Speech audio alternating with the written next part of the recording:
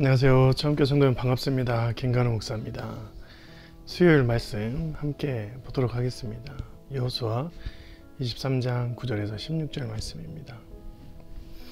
오늘은 하나님의 백성들의 월등함을 여호수아가 이야기하는 장면입니다. 9절 10절 이는 여호와께서 강대한 나라들을 너희 앞에서 쫓아내셨으므로 오늘까지 너희에게 맞선 자가 하나도 없느니라.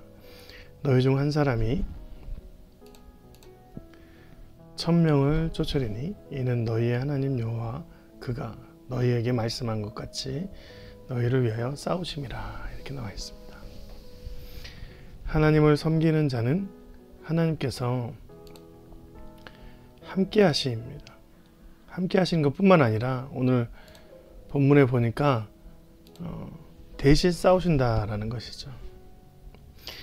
여러분 이제 1000명을 쫓으리니 하나님이 너희와 싸우신다라는 말 중에 어떤 것이 진짜 실제이고 어떤 것이 비유일까요? 1000명을 쫓는다는 말이 비유일까요? 아니면 하나님이 너희와 함께 하신다라는 말이 비유일까요? 어떤 것이 실제일까요? 실은 이제 여러분 여기에서 우리가 알 수 있는 것은 하나님이 함께 싸우신다는 것이 사실입니다. 그리고 한 명이 1000명을 쫓는다라는 것이 비유예요. 하나님께서 함께 하시면 당당히 많은 사람의 세상 속에서 그들을 쫓아내보낼 수도 있고 그들을 이끌 수도 있다라는 말을 하는 것입니다.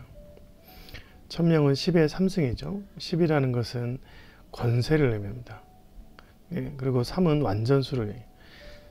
세상 천하를 다스릴 수 있는 자가 된다. 이렇게 말하는 겁니다.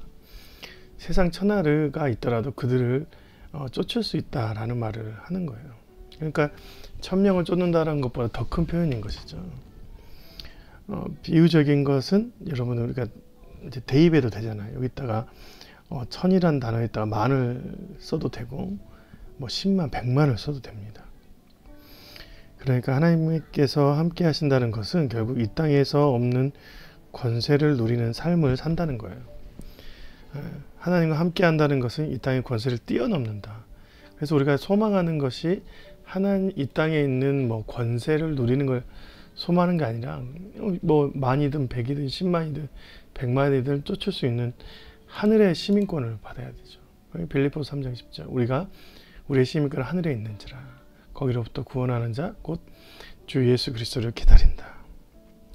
우리가 소망하는 것은 이 땅의 권세를 누린 것이 하늘의 소망 권세입니다. 그리고 우리가 예수를 통해서 우리가 하나님의 자녀된 상태가 되는 것이죠. 로마서 8장 14절 15절 우리 하나님의 영으로 인도함을 받은 사람은 곧 하나님의 아들이라. 다시는 무서워하는 종의 영을 받지 아니고 양자의 영을 받았으므로 우리가 아빠 아버지라 부른다. 우리가 받은 성령은 그냥 우리에게 영적인 것을 확장시켜주는 것뿐만 것이 아닙니다.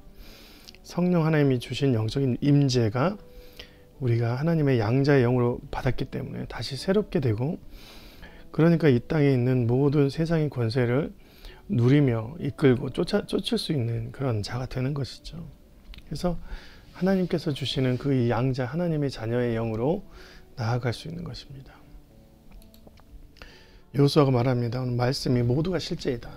보라 나는 오늘 온 세상에 가는 길로 가려니와 너희 하나님 여호와께서 너희에게 대하여 말씀하신 모든 선한 말씀이 하나도 틀리지 아니하고 다 너희에게 응하여 그 중에 하나도 어김이 없음을 너희 모든 사람은 마음과 뜻으로 아는 바라.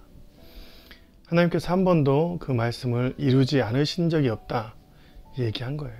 그래서 주의 선한 말씀이 이루어진다. 그런데 더 중요한 것은 여호와께서 너희에게 말씀하신 모든 선한 말씀이 너희에게 임한 것 같이 여호와께서 모든 불길한 말씀도 너희에게 임하게 하사 너희 하나님 여호와께서 너희에게 주신 이 아름다운 땅에서 너희를 멸하기까지 하실 것이라.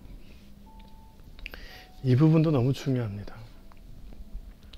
하나님은 하나도 틀림이 없이 다 응하시는데 좋은 것만 이루어진 것이 아니라 불길한 말씀도 임하신다. 하나님의 말씀은 모든 것이 임합니다.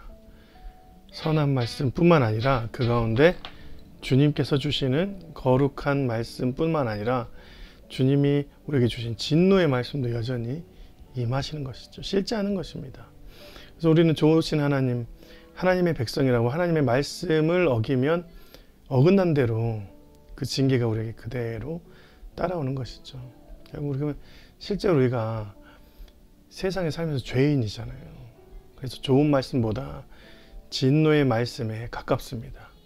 그래서 언제나 선하신 하나님께서 우리의 상태를 보고 결정하신 것이 아니라 그분의 긍휼한 마음으로 우리를 좋은 상태로 이끌어 주시는 거예요. 그래서 진노도 사랑이시라는 말은 진노를 통해서 항상 선한 곳으로 인도하시기 때문에 주의 말씀에 민감하게 대처하고 받고 살아가는 자가 되어야 됩니다. 오늘도 이 말씀을 항상 누리면서 살아가신 저와 여러분이 되시길 주님의 이름으로 축원드립니다. 고맙습니다.